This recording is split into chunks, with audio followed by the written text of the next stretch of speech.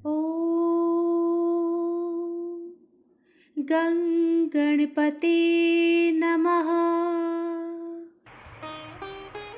बोलिए सच्चिदानंद सद्गुरु साईनाथ महाराज की जय। श्री साईं बाबा समस्त योगिक क्रियाओं में पारंगत थे। 6 प्रकार की क्रियाओं के तो वे पूर्ण ज्ञाता थे। 6 क्रियाएं जिनमें ज्योति, खंड योग और समाधि आदि भी सम्मिलित है। यदि कहा जाए कि वे हिंदू थे तो आकृति से वे यवन से प्रतीत होते थे। कोई भी ये निश्चय पूर्वक नहीं कह सकता था कि वे हिंदू थे या यवन।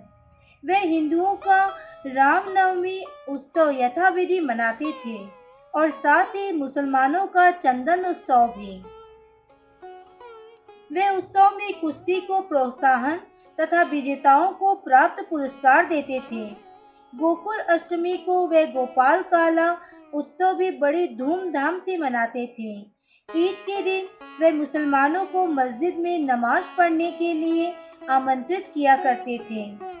एक समय मुहर्रम के अवसर पर मुसलमानों ने मस्जिद में ताजिए बनाने तथा कुछ दिन वहां रखकर फिर जुलूस बनाकर गांव से निकालने का कार्यक्रम रचा।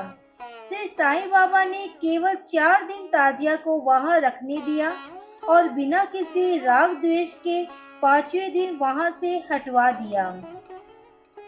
यदि कहे कि वे यवन थे तो उनके कान छिदे हुए थे और यदि कहे कि वे हिंदू थे तो वे सुनता कराने के पक्ष में थे। नाना साहेब चांदोरकर, जिन्होंने उनको बहुत समीप से देखा था, उन्होंने बतलाया कि उनकी सुन्नत नहीं हुई थी।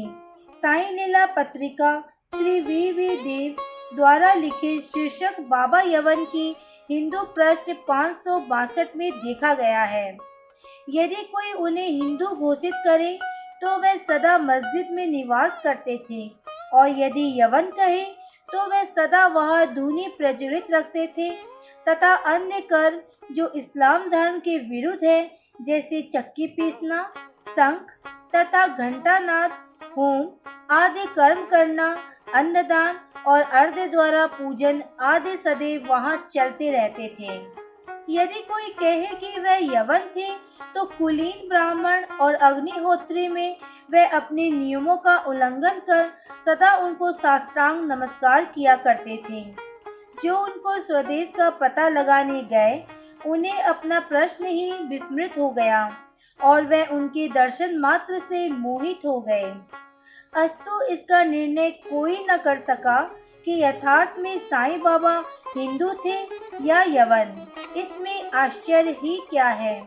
जो अहंकार व इंद्रजन्य सुखों को तिलांजलि देकर ईश्वर की शरण में आ जाता है तथा जब उसे ईश्वर के साथ अभिन्नता प्राप्त हो जाती है, तब इसकी कोई जाति पाति नहीं रह जाती। इसी कोटि में श्री साईं बाबा थे। वे जातियों और प्राणियों में किंचित मात्र भी भेदभाव नहीं रखते थे। फकीरों के साथ वे आमिष और मछली का सेवन भी किया करते थे। कुत्ते भी उनके भोजन पात्र में मुंह डालकर स्वतंत्रता पूर्वक खाते थे, परंतु उन्होंने कभी कोई आपत्ति नहीं की। ऐसा अपूर्व और अद्भुत श्री साईं बाबा का अवतार था। गत जन्मों के शुभ संस्कारों के परिणाम स्वरूप मुझे भी उनके श्री चरणों के समीप बैठने और उनका सत्संग लाभ उठाने का सौभाग्य प्राप्त हुआ। मुझे जिस आनंद और सुख का अनुभव हुआ, उसका वर्णन मैं किस प्रकार कर सकता हूँ। यथार्थ में बाबा अखंड सच्चिदानंद थे। उनकी महानता, अद्वितीयता का बयान कोई नहीं कर सकता। जिसने उनके श्री चरण कमलों की शरण ली, उसे साक्षात्कार की प्राप्ति हुई। उनके सन्यासी साधक और मुमुक्षु जन भी श्री साईं बाबा के पास आया करते थे। बाबा भी सदैव उनके साथ चलते फिरते, उठते बैठते, उनसे वार्तालाप कर उनका चित्तरंजन किया करते थे। अल्लाह मालिक सदैव उनके होठों पर था वे कभी भी विवाद और मतभेद में नहीं पड़ते थे तथा सदा शांत और चित रहते थे, परंतु कभी कभी वे क्रोधित हो जाया करते थे। वे सदैव ही वेदांत की शिक्षा दिया करते थे। कोई भी अंत तक ना जान सका कि श्री साईं बाबा वास्तव में कौन थे। अमीर और गरीब दोनों उनके लिए एक समान थे। वे लोगों के गृह व्यापार को पूर्णतया जानते थे और जब वह रहस्य प्रकट करते तो सब विस्मित हो जाते थे। स्वयं ज्ञानावतार होकर भी वे सदैव अज्ञानता का प्रदर्शन किया करते थे। उन्हें आदर सत्कार से सदैव अरुचि थी। इसी प्रकार का श्री साईं बाबा का वैशिष्ट्य था। थे तो वे शरीरधारी, परंतु कर्मों से उनकी ईश्वरीयता स्पष्ट झलकती थी। शिरडी के सकल नर नारी उन्हें परब्रह्म ही मानते थे। बाबा की प्रकृति। मैं मूर्ख जो हूँ, श्री साईं बाबा की अद्भुत लीलाओं का वर्णन नहीं कर सकता। शिरडी के प्राय समस्त मंदिरों का उन्होंने जीर्णोद्धार किया। श्री तात्या पाटिल के द्वारा शनि, गणपति, शंकर, पार्वती, ग्राम्य देवता और हनुमान जी आदि के मंदिर ठीक करवाए। उनका दान भी विलक्षण था। दक्षिणा के रूप में जो धन एकत्रित होता था, उनमें से वे किसी को 20 रुपए, किसी को 15 रुपए या किसी को 50 रुपए इस प्रकार प्रतिदिन स्वच्छता पूर्वक वितरण कर देते थे। प्राप्तिकर्ता उसे शुद्ध दान समझता था। बाबा की वह सदैव यही इच्छा थी कि उनका उपयुक्त रीति से व्यय किया जाए। बाबा के दर्शन से भक्तों को अनेक प्रकार का लाभ पहुंचता था। अनेकों निष्कपट और स्वस्थ बन गए। दुष्ट आत्मा पुण्य आत्मा में परिणत हो गए। अनेकों कुष्ठ रोग से मुक्त हो गए और अनेकों को मनोवांछित फल की प्राप्ति हो गई। पंगुओं की पंगुता नष्ट हो गई। उनकी कीर्ति दूर दूर तक फैलती गई और भिन्न भिन्न स्थानों से यात्रियों के झुंड शिरडी आने लगे। बाबा सदा धूनी के पास ही आसन जमाए रहते और वहीं विश्राम किया करते थे। वे कभी स्नान करते और कभी स्नान किए बिना ही समाधि में लीन रहते थे। वे सिर पर एक साफा, कमर में एक धोती और तन ढकने के लिए एक कफनी धारण करते थे। प्रारंभ से ही उनकी वेशभूषा इसी प्रकार की थी। अपने जीवन काल के पूर्वार्ध में वे गांव में चिकित्सा कार्य भी किया करते थे। रोगियों को निदान कर उन्हें औषधि भी देते थे और उनके हाथ में अपरिमित यश था। इसी कारण से वे अल्पकाल में ही योग्य चिकित्सक विख्यात हो गए। यहाँ केवल एक ही घटना का उल्लेख किया जाता है जो बड़ी विचित्र सी है। विलक्षण नेत्र चिकित्सा। एक भक्त की आंखें बहुत लाल हो गई थी। उनमें सूजन भी आ गई थी। शिरडी सरीखे छोटे ग्राम में डॉक्टर कहा।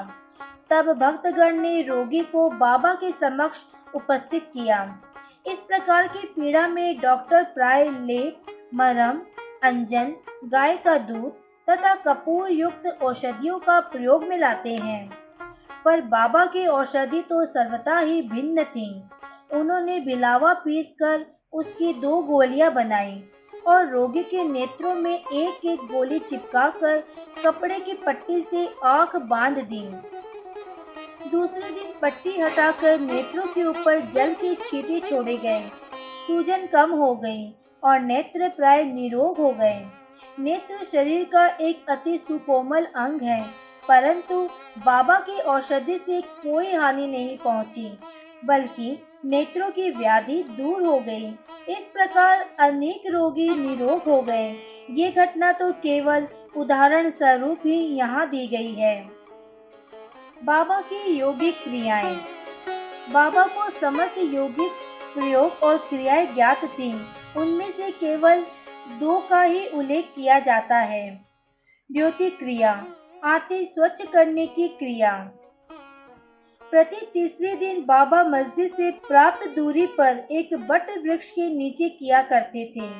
एक अवसर पर लोगों ने देखा कि उन्होंने अपनी आंतों को उधर से बाहर निकालकर उन्हें चारों ओर से स्वच्छ किया और समीप के वृक्ष पर सूखने के लिए रख दिया। शिरडी में इस घटना की पुष्टि करने वाले लोग अभी भी जीवित हैं। उन्होंने इस सत्य की परीक्षा भी की थी। साधारण द्योति क्रिया एक 3 जोड़े और 22.5 फुट लंबे गीले कपड़े के टुकड़े से की जाती है। इस कपड़े को मुंह के द्वारा उदर में उतार लिया जाता है तथा इसे लगभग आधे घंटे तक रखे रखते हैं ताकि उसका पूरा प्रभाव हो जाए। तत्पश्चात उसे बाहर निकाल लेते हैं। पर बाबा की तो ये द्योति क्रिया सर्वथा विचित्र और असाधारण ही थी। खंड योग। एक समय बाबा ने अपने शरीर के अवयव पृथक पृथक कर मस्जिद के भिन्न भिन्न स्थानों में बिखेर दिए। अकस्मात उसी दिन एक महाशय मस्जिद में पधारे और अंगों को इस प्रकार यहाँ वहाँ बिखरा देखकर बहुत ही भयभीत हुए। पहले उनकी इच्छा हुई कि ग्राम अधिकारी को ये सूचना दी जाए कि किसी ने बाबा का खून करके उनके टुकड़े टुकड़े कर दिए, परंतु सूचना देने वाला ही पहले पकड़ा जाता है, ये सोचकर वह मौन रहे। दूसरे दिन जब वह मस्जिद में गए तो बाबा को पूर्वत हष्ट-पुष्ट और स्वस्थ देखकर उन्हें बड़ा विस्मय हुआ। उन्हें ऐसा लगा कि पिछले दिन जो दृश्य देखा था वह कहीं स्वप्न तो नहीं था। बाबा बाल्यकाल से ही योगिक क्रियाएं करते थे। उन्हें जो अवस्था प्राप्त हो चुकी थी उसका सत्य ज्ञान किसी को भी नहीं था। चिकित्सा के नाम से उन्होंने कभी किसी से एक पैसा भी स्वीकार नहीं किया। अपने उत्तम लोकप्रिय गुणों के कारण उनकी कीर्ति दूर दूर तक फैल गई। उन्होंने अनेक निर्धनों रोगियों को स्वास्थ्य प्रदान किया। इस प्रसिद्ध डॉक्टरों के डॉक्टर ने कभी अपने स्वार्थ की चिंता न कर अनेक विघ्नों का सामना किया तथा स्वयं असहनीय वेदना और कष्ट सहन कर सदैव दूसरों की भलाई की और उन्हें विपत्तियों में सहायता पहुंचाई। वह सदा पर कल्याणार्थ चिंतित रहते थे। ऐसे ही एक घटना नीचे दी गई है जो उनकी सर्वव्यापकता तथा महान दयालुता की द्योतक है। बाबा की सर्वव्यापकता और दयालुता। सन 1910 में बाबा दीपावली के शुभ अवसर पर धूनी के समीप बैठे हुए अग्नि ताप रहे थे तथा साथ ही धूनी में लकड़ी डाले जा रहे थे। धूनी प्रचंडता से प्रज्वलित थी। कुछ समय पश्चात उन्होंने लकड़ियां डालने के बदले अपना हाथ धूनी में डाल दिया। हाथ बुरी तरह से झुलस गया।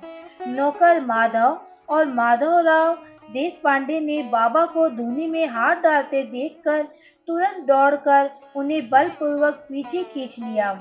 माधवराव ने बाबा से कहा, देवा, आपने ऐसा क्यों किया? बाबा सावधान होकर कहने लगे, यहाँ से कुछ ही दूरी पर एक लुहारिन जब भट्टी ढोक रही थी, उसी समय उसके पति ने उसे बुलाया। कमर पर बैठे हुए शिशु का ध्यान छोड़कर वह शीघ्रता से वहां दौड़ कर गई। अभाग्यवश शिशु फिसलकर भट्टी में गिर पड़ा। मैंने तुरंत भट्टी में हाथ डालकर शिशु के प्राण बचा लिए। मुझे अपना हाथ जल जाने का कोई दुख नहीं है, परंतु मुझे संतोष है कि एक मासूम शिशु के प्राण बच गए। कुष्ठ रोगी की सेवा। माधवराव देशपांडे के द्वारा बाबा का हाथ जल जाने का समाचार पाकर श्री नाना साहेब चांदोरकर बम्बई के सुप्रसिद्ध डॉक्टर श्री परमानंद के साथ दवाइयाँ, लेप, लिंट मरहम तथा पट्टियाँ आदि साथ लेकर शीघ्रता से शिरडी आए। उन्होंने बाबा से डॉक्टर परमानंद को हाथ की जांच करने और जले हुए स्थान पर दवाई लगाने की अनुमति मांगी। ये प्रार्थना अस्वीकृत हो गई। हाथ जल जाने के पश्चात एक कुष्ठ रोग पीड़ित भक्त भागोजी सिंधे उनके हाथ पर सदैव पट्टी बांधते थे। उनका कार्य था प्रतिदिन जले हुए स्थान पर घी मलना और उनके ऊपर एक पत्ता रखकर पट्टियों से उसे पुनः पूर्वक कसकर बांध देना। घाव शीघ्र भर जाए, इसके लिए नाना साहेब चांदोरकर ने पट्टी छोड़ने तथा डॉक्टर परमानंद से जांच और चिकित्सा कराने का बाबा से बार बार अनुरोध किया। डॉक्टर परमानंद ने भी अनेक बार प्रार्थना की, परंतु बाबा ने ये कहते हुए टाल दिया कि केवल अल्लाह ही मेरा डॉक्टर है। उन्होंने हाथ का परीक्षण करवाना अस्वीकार कर दिया। डॉक्टर परमानंद की दवाइयाँ शिरडी वायुमंडल में ना खुल सकी और ना ही उनका उपयोग हो सका। फिर भी डॉक्टर साहब का परम भाग्य था जो उन्हें बाबा के दर्शन का लाभ हुआ। भागोजी को दवा लगाने की अनुमति मिल गई। कुछ दिनों के उपरांत जब घाव भर गया तब सब भक्त सुखी हो गए, परंतु प्रतिदिन प्रातःकाल घृत से हाथ की मालिश और पुनः कसकर पट्टी बांधना श्री साईं बाबा की समाधि पर्यंत ये क्रम इसी प्रकार चलता रहा। श्री साईं बाबा सदृश पूर्ण सिद्ध को यथार्थ में इस चिकित्सा की कोई आवश्यकता नहीं थी, परंतु भक्तों के प्रेमवश उन्होंने भागोजी को ये सेवा निर्विघ्न स्वीकार की। जब बाबा लेंडी को जाते तो भागोजी छाता लेकर उनके साथ ही जाते थे। प्रतिदिन प्रातःकाल जब बाबा धूनी के पास आसन पर विराजते तब भागोजी वहां पहले से ही उपस्थित रहकर अपना कार्य प्रारंभ कर देते थे। भागोजी ने पिछले जन्म में अनेक पाप कर्म किए थे, इस कारण वे कुष्ठ रोग से पीड़ित थे। उनकी उंगलियां गल चुकी थी और शरीर पीप आदि से भरा हुआ था, जिससे दुर्गंध भी आती थी। यथापि ब्रह्म दृष्टि से वे दुर्भागी प्रतीत होते थे, परंतु बाबा का प्रधान सेवक होने के नाते यथार्थ में वे ही अधिक भाग्यशाली तथा सुखी थे। उन्हें बाबा के सानिध्य का पूर्ण लाभ प्राप्त हुआ। बालक खापर्डे का प्लेग। अब मैं बाबा की एक दूसरी अद्भुत लीला का वर्णन करूंगा। श्रीमती खापर्डे अपने छोटे पुत्र के साथ कई दिनों से शिरडी में थी। पुत्र तीव्र ज्वर से पीड़ित था। पश्चात उसे प्लेग की गिल्टी भी निकल आई। श्रीमती खापर्डे भयभीत हो बहुत घबराने लगी और अमरावती लौटकर जाने का विचार करने लगी।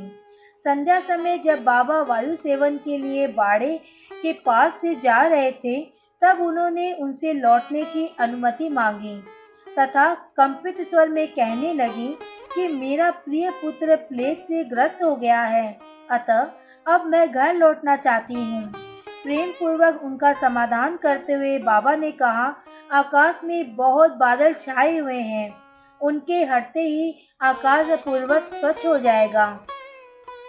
ऐसा कहते हुए उन्होंने कमर तक अपनी कफनी ऊपर उठाई और वहां उपस्थित सभी लोगों को अंडों के बराबर 4 गिल्टियां दिखाकर कहा, देखो मुझे अपने भक्तों के लिए कितना कष्ट उठाना पड़ता है, उनके कष्ट मेरे हैं।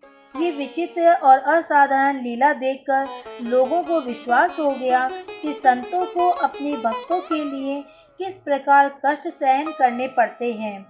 संतों का हृदय मोम से भी नरम तथा मक्खन जैसा कोमल होता है। वे अकारण ही भक्तों से प्रेम करते हैं और उन्हें अपना निजी संबंधी समझते हैं। पंढरपुर गमन और निवास। बाबा अपने भक्तों से कितना प्रेम करते और किस प्रकार उनकी समस्त इच्छाओं तथा समाचार को पहले से ही जान लेते थे, इसका वर्णन कर मैं ये अध्याय अब समाप्त करूंगा। नाना साहेब चांदोरकर बाबा के परम भक्त थे। वे खाना देश में नंदुरबार के मामलतदार थे। उनका पंढरपुर को तबादला हो गया और श्री साईं बाबा की भक्ति उन्हें फलदायी हो गई, क्योंकि उन्हें पंढरपुर से भूवे कुंट सदृश ही समझा जाता है। उसमें रहने का अवसर प्राप्त हो गया।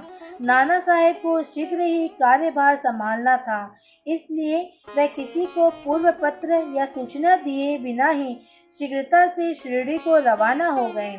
वे अपने पंढरपुर में अचानक ही पहुंचकर अपने विठोबा को नमस्कार कर फिर आगे प्रस्थान करना चाहते थे। नाना साहेब के आगमन को किसी को भी सूचना न थी, परंतु बाबा तो सर्वज्ञ थे।